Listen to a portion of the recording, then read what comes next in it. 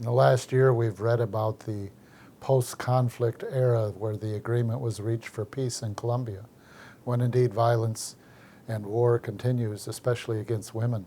Today on the Roundtable Perspective, Dr. Elizabeth Lozano from Loyola University Chicago joins me in examining how we construct meaning of gender depending on the cultural context and the level of the social relations, including violence.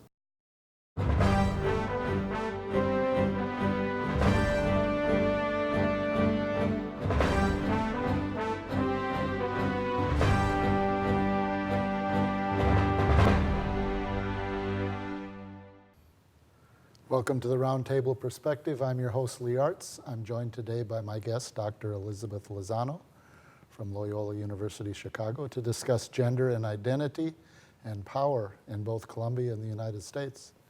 Welcome, Dr. Lozano. Thank you so much, Dr. Artz. I'm so glad to be here.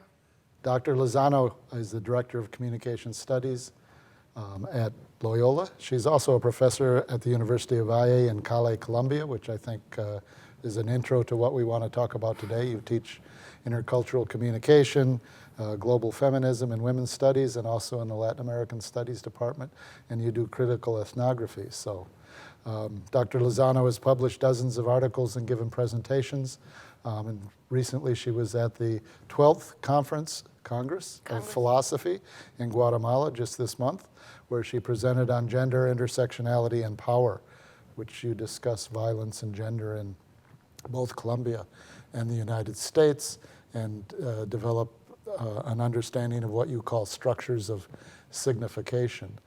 But to be able to put that in some context, I think it would probably be good for our viewers for you to give us some background to the crisis in Colombia that's been going on for decades. We could speak to several types of crises, but in relation to violence, the most important one is a protracted war that started in the 60s as a confrontation between guerrillas and the government and the army, and that became more complex with the addition of the creation of paramilitary forces that were connected to the government to some degree and to the armed forces, but as an underground, illegal side of the army. And were those paramilitaries also financed by, in most Latin American countries, there's like 10 families, 12 families, 8 families that own and control most of the wealth and the productive capacity. Was there a connection between them and the paramilitaries as well? Yes, the paramilitaries started explicitly as an effort to attack and undermine the guerrillas, but they were also protecting the interests of families with a lot of property, lots of land, and they also were then connected to the drug cartels. Yes, so to some degree, the paramilitaries were a part of the drug cartels, but also related to with families with great control of money, simply because they were protecting their rights and their land from the intervention of guerrillas. So it became, as the decades progressed, more and more difficult to determine, if you will, the different areas or sides of this conflict, as the paramilitaries were connected to a government directly, sometimes indirectly, a lot, with those with great wealth, but also had a part on the drug cartels, and their aim was to eliminate the guerrillas. And the guerrillas, on the other hand, also started to finance themselves with the drug trade. Yeah. Which was the basis for the U.S. Funding the anti-drug campaign. That's right. As I was mentioning to my students, we started a war on drugs, which is a very interesting rhetorical statement because drugs don't fight. Yeah. They don't wait for you, like behind, in the jungle. What we are talking about is those who are behind the drugs. So the war on drugs was a very, very intelligent way of articulating a war on those that were behind all sort of interests for transformation, for example, but we just call it drugs. Yes. For example, just to mention the fact that the native Colombian, the indigenous people, have grown coca for millennia yes. as a medicinal plant, as a religious plant that they will choose. So war on drugs could translate easily into a war on the indigenous with very little effort. Which is what the guerrilla groups often made that connection, so that like FARC, for instance, seem to have some support in the rural regions, and what you're saying, that may explain part of that. It may explain part of that, and another claim of the FARC is that early now they actually protected the environment, that at least they claim they protected the environment because for as long as they had some control of the jungle could not be possessed, sold, or transformed into property for some international or... Right, for extraction purposes. Exactly. Okay, so I know we're fast forwarding here, we're talking about decades, but recently there was a peace agreement between FARC and the Colombian government, and I raise that because I'd like to get to what you're writing about in what we call the post-conflict era. So there was an agreement. Maybe you can just very briefly tell us the agreement that was reached so that the bulk of the actual fighting dissipated. Mm-hmm. So one characteristic of this protracted war of over 50 years is that the Colombian government had signed peace agreements or peace treaties with several fighting forces. That included the paramilitaries. One peace agreement was signed with the paramilitaries, and before that with the M19. That was in the 80s. And the most recent, as you mentioned, was with the FARC, which was 2 years ago. And this, I think that Colombia, the Colombian state took seriously enough to call post-conflict. So collectively, we have been calling this post-conflict, which is quite imprecise, but again, rhetorically very interesting. Just like the war on drugs, it hides a great deal, but also alerts to a particular meaning. So it's, some of us in academia or in many sectors, progressive sectors, call this the post-agreement rather than the post-conflict. Because the conflict has not been eliminated in any way. But again, with the FARC, the agreement consisted on the FARC depositing the weapons and having the right to return to civilian life and actually having the right to organize as a political party and returning to the workforce with a transition and a commitment to depose the weapons and to be tried if found to be suspect of crimes. And they actually formed a political party and won some seats in the Congress, is that correct? That's correct, that's correct. We got the election results the last week of October. And the results of the last elections, at the end of October, are very interesting. We had a lot more women, representatives of the LGBTQA+ community. We have indigenous for the first time, actually. Well, indigenous women for the first time. It's a lot more diverse. So it seems interesting.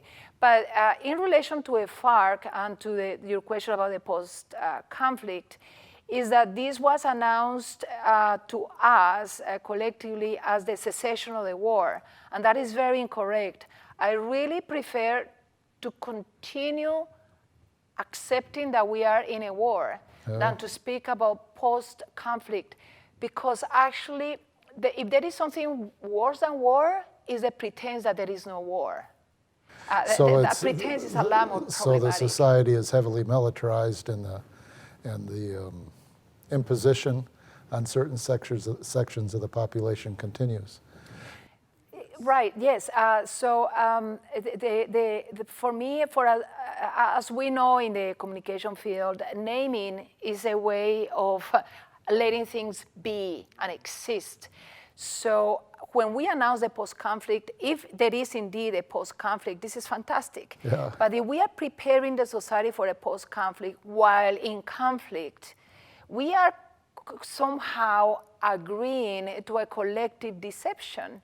To give some examples, there has been a systematic killing of leaders, of grassroots leaders, organizers, former guerrillas, but also all sort of activists, struggling for the respect for human rights. These are extrajudicial killings, or are these killings by the military? Or? These are extrajudicial killings. It could be done by the military. It could be done by the paramilitary forces that do not exist anymore. Yes. Because they signed a peace agreement, therefore they don't exist. Right. But then again, they do kill, but don't exist. So it's a perfect situation of impunity. So if we live in this society where the official discourse is there is no more conflict, but the society is heavily militarized and there continues to be violence against different communities or groups of people. In this, it would seem, because you're interested in studying gender as well, within this mix, it seems that gender relations, the social relations between the genders, living in an environment that's heavily violent and heavily militarized, must take its toll on the social relations between the genders. Is that, I guess I'm asking to move to your study of gender and power in Colombia, and then we can add to that the U.S., because there's some parallels, although differences. Right, and I will invite you actually to draw the parallels, because I think that you will probably identify some. Part of my interest is actually to look at dimensions of violence that we have completely normalized. So when looking at a situation of war like Colombia, we could look at the record kept by international organizations such as Amnesty International or observers by the UN or different groups that tell us the ways in which men suffer the war and how women suffer the war and how those are quite different. They are very gendered. And just to point out a situation that happens in Colombia and in every single war of the 20th and 21st century, and that is that women are seen as the spoils of war. So they may not, men may be killed a lot more often. Women are raped or possessed or taken away or controlled, and in part to damage the enemy. Now, they themselves are not really the focus. The focus is the man behind her. So there is that, and that's gross and big. But I'm more, my interest, at least in the research that I'm doing, is to explore the habitual, made invisible, normalized manifestations of violence that occur as a result of having instituted war and conflict and violence as a daily currency. So what happens to somebody like me who was born in a situation of war, grew under war, left Colombia under a war, returns when there is war, and has spent all her life in a situation of war? A lot of the things that otherwise will not be acceptable become just part of the daily life. Is it, when you say acceptable, does that mean that it's tolerated, expected? I mean, I understand normalized, but does that mean it's tolerated? So I use good, excellent. So I summarize that by saying, which I speak about in the paper, nothing happened. So I describe in my paper two occasions of aggression and violence towards me, after which I am told, but nothing happened. And nothing happened because I have my limbs, I was not raped, and I'm not bleeding. Now, what happened was that I was almost killed, almost raped, almost silenced. But the almost means nothing happened. My psyche may have been completely transformed by the situation. I survived because of a series of coincidences plus a great deal of privilege and the fact that I'm able-bodied and I ran really fast and I screamed really, really loud. So all of these allow me. So does this become normalized then? This becomes normalized. So if nothing happens, it's like, why talk about it? You got away, or, I mean, in that sense, it sounds somewhat like the Me Too movement, where women in the film industry, for instance, would be approached and would be, we've used the nice term sexual harassment, but nothing happens. So kind of grin and bear it and suck it up. I mean, is that, am I reaching too far for parallels? No, I believe that the parallel has to do with a collective understanding of what is tolerable, acceptable, or even not relevant. Yeah. So a very you will limited understanding of what will be violence, for example, but also a very interesting index of what is the range of things that we consider worth speaking up for, and the range of things that is not worth talking about. So for me, speaking about nothing happened, for me, this becomes actually a metaphor. The statement given to me becomes a metaphor, because what I propose in the paper is that I need to bring in the intersectional elements, because this is not only about gender. Gender in all of our societies becomes the metaphor of the feminine and the masculine, and it's really the metaphor that we use to name the world. So what I bring up is how often do we face violence that didn't happen? As indigenous people, as Afro-Colombians, as grassroots or in the U.S. organizers. as black as citizens or immigrants from Latin America. Which, absolutely. to say nothing happened, but to kind of tolerate the daily abuse that may not be physically violent, but the daily abuse that is oppressive, it becomes nothing happened. Where it wouldn't be tolerated in certain communities among certain people, it just would not be acceptable, I guess.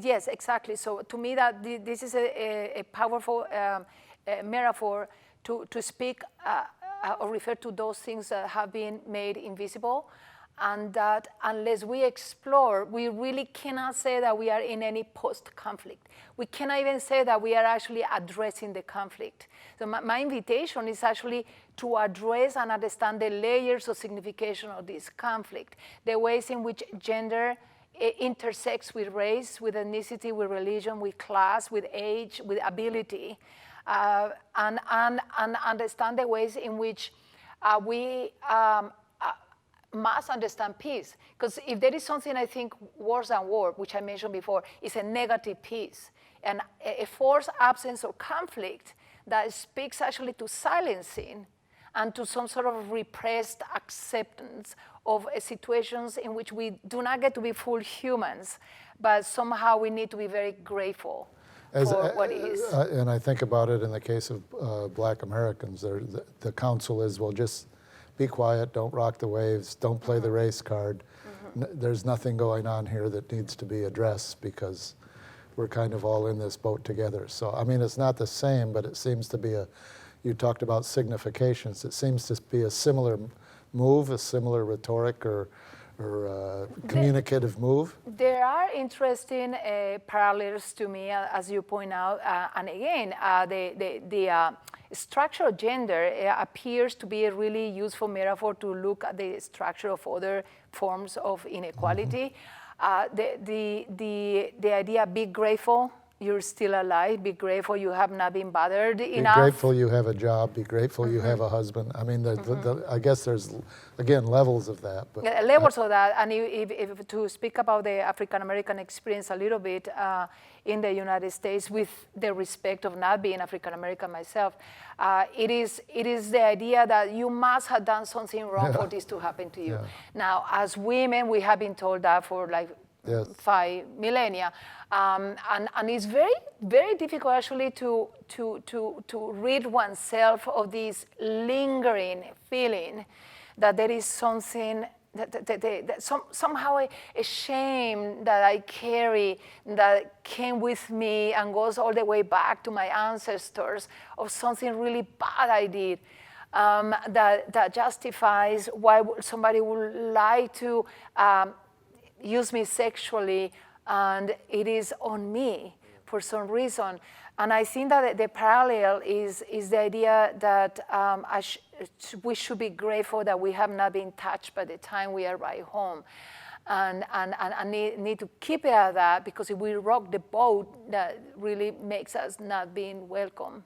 You approached this question of gender and power differently than many academics. Often I have to get the statistics, I have to balance this out, I have to provide empirical evidence. You did what's called autoethnography, or a critical autoethnography. And one of the questions would be, well, how does your experience transcend to, or how can you make some conclusions that you're drawing about these significations of gender inequality based upon your own personal experience, because someone else could have had a different experience and they would draw different conclusions. So maybe you could start by explaining autoethnography and then kind of defend the charge that this is not a valid method, I guess.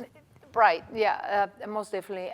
So the proposal of autoethnography it comes from a position that indicates that those who have not been granted a voice under a traditional way of doing scholarship have a story that needs to be told, and that story may actually be one's own story that needs to be told. That's one element. There are many other elements. The second element is that autoethnography and ethnography is based on the principles of phenomenology and philosophy that says that I may do research to produce generalities, and that's where I use quantitative approaches, but I may do research to explore structures of meaning and signification.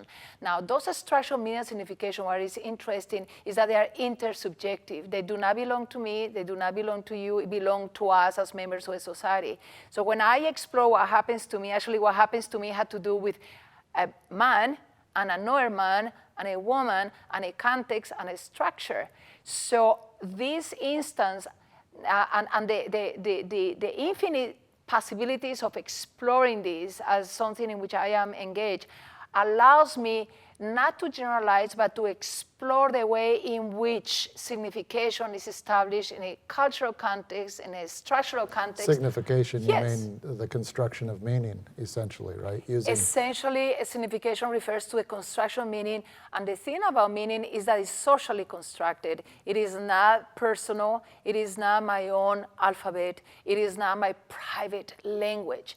When a man says to me, give it to me, he expects that I will understand what that means. Actually, that's what happened in my story, and I did not understand what he meant. So he had to non-verbally demonstrate with his actions what he meant by give it to me. So we were established, what I'm getting at, the next element. You were creating, unfortunately, but you were creating signifiers or meanings in that exchange. In that exchange. And it wasn't like you were kind of creating out of the thin air the meaning. No. It was being imposed on you, but you understood it at a certain point. We create a communication exchange, and that communication exchange is happening in a setting, and that setting is happening within a culture. And he is speaking to me in the understanding, even as he's committing an act of violence. The act of violence is subsumed in a universe of agreement. Of commonality, that he speaks Spanish and I understand Spanish and I will understand what he means by that. And when I don't, he hits me in between my legs with his hand. Yeah. And when he hits me with his hands, he's adding to a communication that is happening, he's adding another layer, and that layer is the recognition that he will use physical force and he will use his entire body to violate me. And that becomes crystal clear. Now, that structure of signification, that does not belong to him or to me. It's perfectly understandable when I tell you, or when I tell it in a context. And that is because the structures of signification are cultural. Because he learned the physical force from a society where violence is prevalent and where that's kind of assumed to be normal. So. Absolutely, and in a situation in which he thought this was a Sunday that was getting along quite well, and he had not planned this. What he was going to do was completely opportunistic. So this was a normal day. It was a normal day for him. There was nothing extraordinary about this. It was perfectly routine at one level. The only thing that became extraordinary is that he couldn't do it. And I knew that I have triggered in him a profound and devastating anger that would have caused probably my death if I had not actually run and hid so well that he couldn't find me. We were in a sugarcane plantation, and I hid among the sugarcane, and I was cut all over by the sugarcane, but he couldn't find me. Nothing happened. Nothing happened. It was 8 hours of nothing happening. It's, I would say the autoethnography or the story that you have to tell really does transcend your personal experience. the trauma or the experience you have rises to the level, I would say, of other academic research, and I look forward to the publication and you sharing that in your classes. And we certainly could talk about more, and many of the things that we've raised we would like to explore again, but we have a limited time and we've reached the end of that. So thank you, Dr. Lozano. That's all the time we have on our program, and thanks, Dr. Lozano, for joining me today on Roundtable Perspective. I'm Lee Artz. See you next time.